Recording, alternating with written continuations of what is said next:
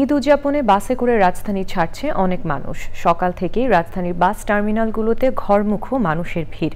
রাজধানীর গাবতলী বাস টার্মিনালে আছেন মইনুল হাসান, সরাসরি যাচ্ছি তার কাছে। মইনুল, বাসে ঈদযাত্রার সর্বশেষ কি খবর আছে আপনার কাছে?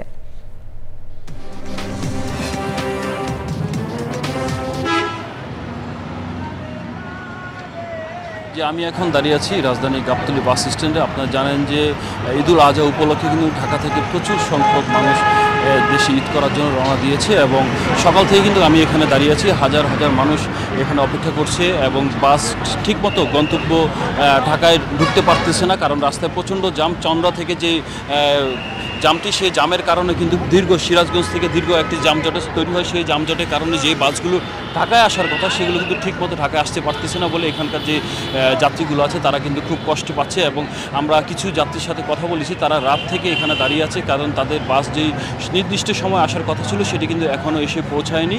এবং এখানকার যে পরিস্থিতি আমরা দেখতে পাচ্ছি, আইন শৃঙ্খলা বাহিনী থেকে শুরু করে সবাই কিন্তু এখানে অবস্থান করছে এবং পরিস্থিতি নিয়ন্ত্রণ করার জন্য কিন্তু তারা কঠোর পদক্ষেপ থেকে দায়িত্ব পালন করছে।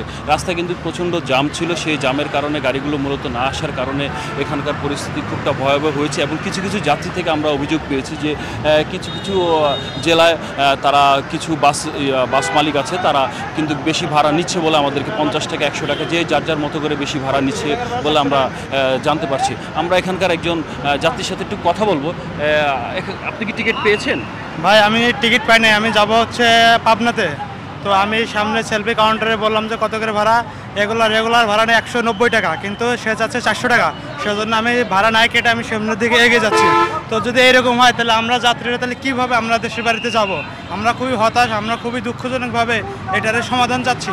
আমাদের যে মাননীয় উপদেষ্টা আছে, যেমনটি শুনলেন, মানে গতবার তুলনায় কিন্তু এবার রাস্তায় প্রচুর জাম, কারণ গত কোরবানিতেও কিন্তু এতটা রাস্তায় জাম ছিল না এবং মানুষের ভোগান্তি ছিল না, কিন্তু এবার রাস্তাঘাটের জামের পরিমাণও বেশি এবং ভোগান্তির পরিমাণও বেশি। পাশাপাশি কিন্তু ভাড়া প্রত্যেকটা কাউন্টার থেকে নাকি 20 টাকা 30 টাকা 50 টাকা করে ভাড়া বেশি নিচ্ছে। ঠিক আছে, ধন্যবাদ মইনুল আপনাকে।